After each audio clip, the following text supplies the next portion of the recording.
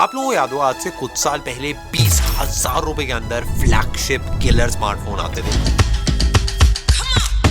Poco F1 जब launch हुआ था 20,000 के अंदर स्नैपड्रैगन 845 लेके आ रहा था, एकदम top of the line processor है। OnePlus 1 का भी लॉन्च 21-22 के अराउंड हुआ था। अब फ्लैगशिप किलर 40,000 रुपए के स्मार्टफोन को बोला जाता है। बाहर से देखने में लगता है भाई स्पेसिफिकेशन भाई 200 मेगापिक्सल कैमरा, 100 वॉट चार्जिंग, ये वो, बट एक्चुअली आप फोन यूज करके देखोगे आपको रियलाइज होगा भाई फोन बहुत ज्यादा महंगे होते जा रहे हैं। आईफोन, सैमसंग फ्लैगशिप स्मार्टफोन भाई लाखों में टच कर रहे हैं। काफी सारे स्मार्टफोन ऐसे हैं जिनका नया वाला वर्जन महंगा है, पुराना वाला उससे स्पेक्स में ही बेटर है, प्राइस में ही बेटर है। ऐसा क्यों हो रहा है, क्या है पर्दे के पीछे का असली सच बताते हैं आपको।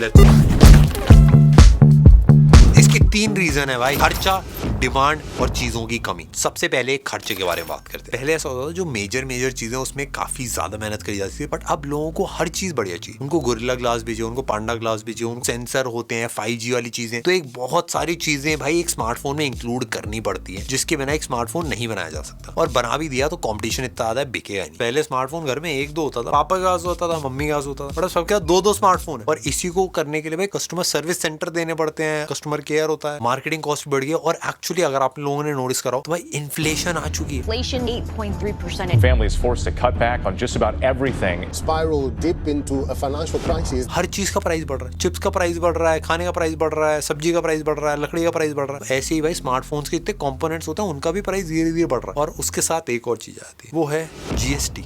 The GST rate on mobile phones and specified parts shall now be at 18%. तो इससे 6% का प्राइस तो GST की वजह से ही बढ़ जाता है। मतलब 20,000 के स्मार्टफोन के अंदर 1,000 रुपए एक्स्ट्रा तो भाई GST का ही होता है। आप सब लोगों को लगता रहता है भाई टेक्नोलॉजी टाइम के साथ सस्ती होती है, बट आपका नेक्स्ट फोन जो अभी वाला फोन है उससे काफी ज्यादा महंगा होगा। अगर मैं एक्चुअल कंपैरिजन करूं कुछ साल पहले से अब में फोन कंपनी के प्रॉफिट मार्जिन कम हो गए हैं। पहले जितना फोन पे पैसा कमाते थे उससे कम कमा रहे हैं, बट भाई फोन के प्राइसेस तो बढ़ेंगे ही। मैं आपको बताता हूँ क्यों। आसपास आप देखोगे भाई सबके पास फोन ही फोन है, सारी चीजें भाई बढ़िया है, सब लोग बढ़ाते आ रहे हैं फोन, बट भाई स्मार्टफोन की प्रोडक्शन लाइफ टाइम में पहली बार 20% से कम हुई है। इसके पीछे का राज मैं बताऊं। जैसे आईफोन की 2015 और 2010 की प्रोडक्शन का अगर आप खर्चा देखें तो आईफोन 6s प्लस को बनाने का खर्चा 19,000 रुपए था, बट आईफोन 14 प्रो मैक्स को बनाने का खर्चा 40,000 रुपए। तो खाली एप्पल नहीं भाई, सैमसंग और बाकी सारे भाई कंपनीज का भी सिमिलर रहता है। दूसरा रीजन है चिप्स। आप लोग चिप्स खा रहे होंगे भाई, कंपनीज भी चिप्स खा रही है, पर उनको चिप्स देख के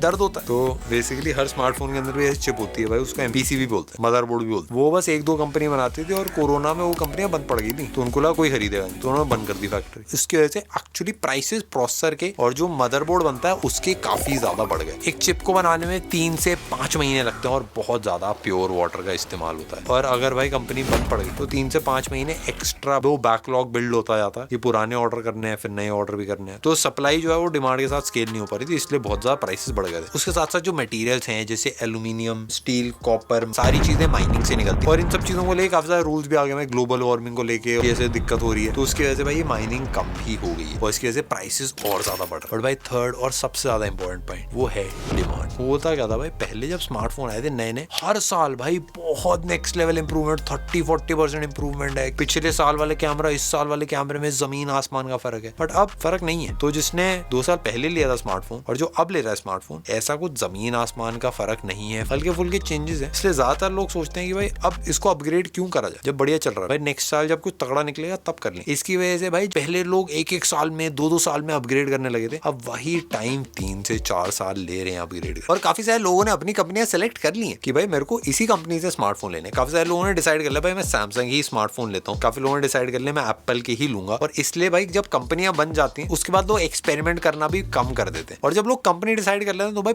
पुराने स्मार्टफोन्स भी वो खरीदने लगते हैं। भाई सेकंड हैंड आईफोन्स भी बिकते हैं, सेकंड हैंड सैमसंग वाले स्मार्टफोन्स भी काफी ज्यादा बिकते हैं। जैसे हमारी टीम में युवराज है, वो आईफोन 10 काफी टाइम से चला रहा है। आईफोन 10 डायनामिक आइलैंड है ठीक ठाक, बट यार नॉच वॉच सही है, 5 साल होने के बाद भी बहुत प्रीमियम फील देता है और ऐसा कभी फील नहीं हुआ कि यार अपग्रेड करूं। आप सोच रहे हो कंपनी बन गई, इसका क्या मतलब है? तो बेसिकली बेसिकली जब ये यहाँ पे कंपनीज आई थी इंडिया, तो इंडिया में कोई स्मार्टफोन्स नहीं थे, अपना शिकंजा लपेटने के लिए आई थी सारी कंपनी, और उसके लिए भाई एकदम कम से कम प्राइस, सबसे कम जो कुछ हो सकता था वो करने के लिए रेडी थी, पैसा भाई डुबाने के लिए रेडी थी काफी सारी कंपनीज। बट अब भाई 3-4 साल जब उन्होंने चला ली कंपनी, अब उनको प्रॉफिट बनाना पड़ रहा है, तो प्रॉफिट भी भाई स्मार्टफोन में आता जा रहा है। बट अभी भी कुछ कंपनीज हैं जो अब नई आ रही है, जिनको नई कस्टमर और नए भाई मार्केट को एक्वायर करना है। जैसे अभी लावा ने काफी एक नया फोन निकाला है, और मोटरोला भी काफी एक थोड़ा सा नया प्लेयर फील होता है, क्योंकि इतनी बड़ी मार्केट नहीं है मोटरोला की इंडिया में, और ये सब काफी अट्रैक्टिव ऑफर्स, काफी कम प्राइस पे चीजें लाके दे रहे हैं। और कंपनीज एक चीज और करती हैं कि बेसिकली जो सस्ता स्मार्टफोन ले रहा है उसको भाई बहुत ज्यादा सस्ता ही लेना है, और जो महंगा स्मार्टफोन ले रहा है, जो 70,000-80,000 रुपए ले रहा है, वो 85 का भी ले लेगा, जो 85 का ले रहा है वो 90 का भी ले लेगा। 5-10 हजार इतना फर्क नहीं आता। और कम प्राइस में 500 रुपए के भाई प्राइस डिफरेंस है, 8,500 का स्मार्टफोन, 9,000 का स्मार्टफोन, भाई जमीन आसमान का फर्क आ जाता है। इसीलिए कंपनीज करती क्या है कि अपने सस्ते स्मार्टफोन्स को सस्ता रखने के लिए वो महंगे स्मार्टफोन्स को और ज्यादा महंगा भी कर देती है, जिससे थोड़ा प्रॉफिट बैलेंस हो जाए। और मेरे हिसाब से भाई स्मार्टफोन्स अब इसी प्राइस में रहेंगे, जो इनिशियल हमको प्राइस देखने में था वो कभी वापस नहीं आएगा। पर ऐसा इसलिए क्योंकि कंपनीज को रियलाइज हो गया कि भाई प्रॉफिट कमाना भी जरूरी है, आप खाली पैसा बहा के भाई कंपनी नहीं चला सकते। और कंपनीज को भाई नॉट जस्ट एक अच्छा स्मार्टफोन, बट एक पूरा कंप्लीट एक्सपीरियंस देना, कस्टमर सर्विस से लेके मार्केटिंग, कांच, हर चीज के ऊपर उनको फोकस करके एक अच्छा बैलेंस स्मार्टफोन बनाना पड़ता है, ताकि भाई कस्टमर निराश ना हो। और कस्टमर को रिटेन करने के लिए कंपनीज चीजें कर रही हैं। जो मैं सही बताता हूँ, स्मार्टफोन सस्ते नहीं होने वाले मेरे हिसाब से, बट आप लोग एक चीज कर सकते हैं कि भाई स्मार्टफोन थोड़ा महंगा लेके अपग्रेड धीरे से करें, या फिर EMI पे ले लें काफी सारे लोग स्मार्टफोन। मैं आपको अपना एग्जांपल बताता हूँ। मेरी मम्मी बोलती थी बेटा तेरे को कॉलेज में बाइक वाइक दिला दूं,